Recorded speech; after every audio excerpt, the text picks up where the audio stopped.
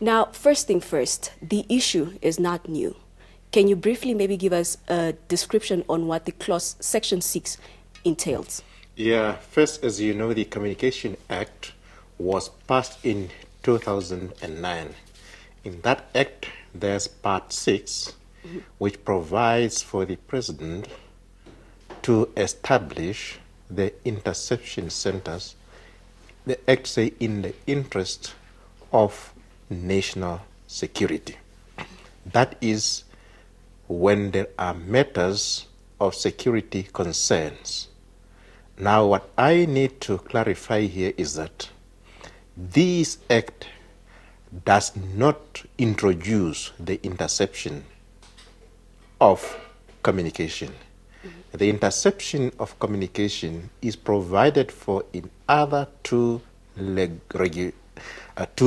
pieces of legislation, being the Namibia Central Intelligence Act of 1997, as well as the Criminal Procedure Act of 1977.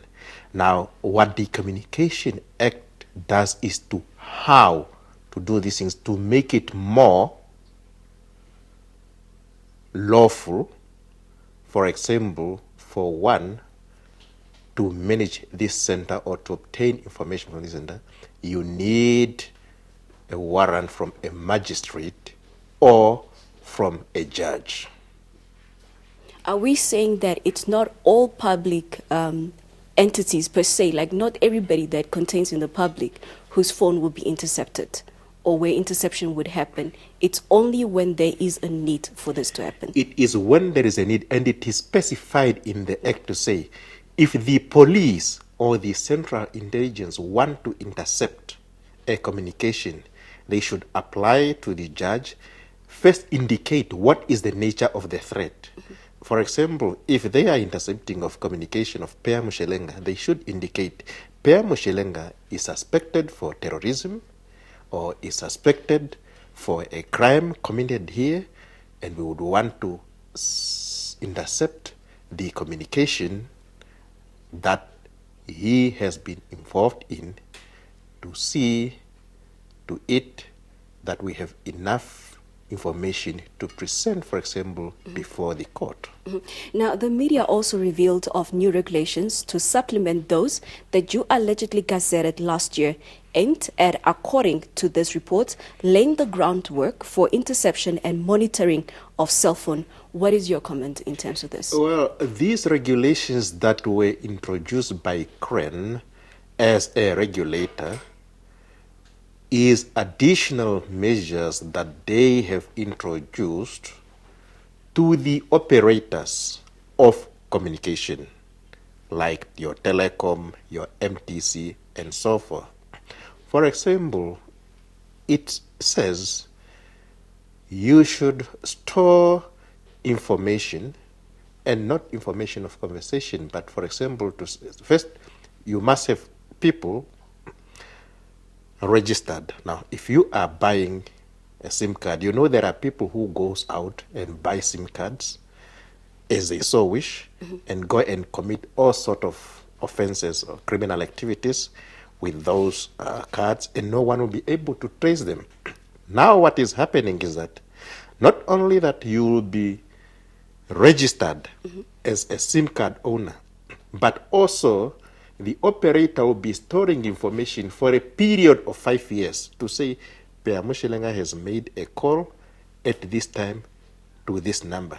So that in case when there is an investigation of a crime, that is when there is, following normal procedures, people will be able, investigators will be able to say, yes, you were involved in a commissioning of this crime because according to our record, on this day, you have called XY, who is a known member of a terrorist organization, and after your call, there were actually activities associated with terrorism, for example, at this particular place. Does Namibia have the capacity to store millions of data for 5 years?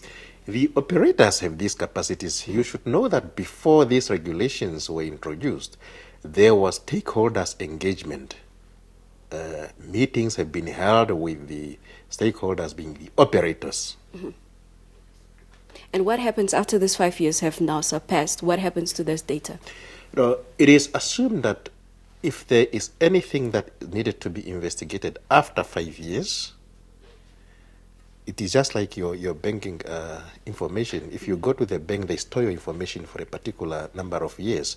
After that years, they have, according to their own procedures, how they dispose of this information.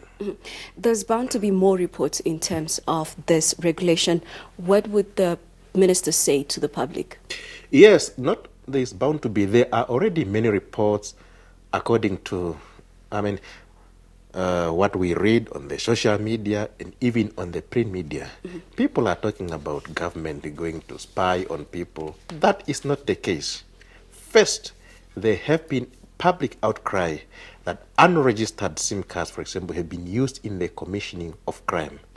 Secondly, people are saying the Geingob administration is introducing this thing to spy on people. These pieces of legislation have been in place for a long time. Secondly, this is an international norm. We have more than 150 countries that have similar procedures. Now, is the Geingob administration international? That they are the one that also introduced this in other countries? Okay. Doctor, thank you very much for joining us this Yes, evening. all I want to tell the public is not to be misled by misinformation and disinformation, as these measures are put in place lawfully and there are checks and balances, unlike what is reported, because no one will intercept anyone's communication without authorization by a judge or a magistrate, whatever the case may be. Okay, Thank you so much. And that was Dr. Mushelenga giving a brief clarification regarding Section 6 that deals with the setting up of interception centers in the Communications Act.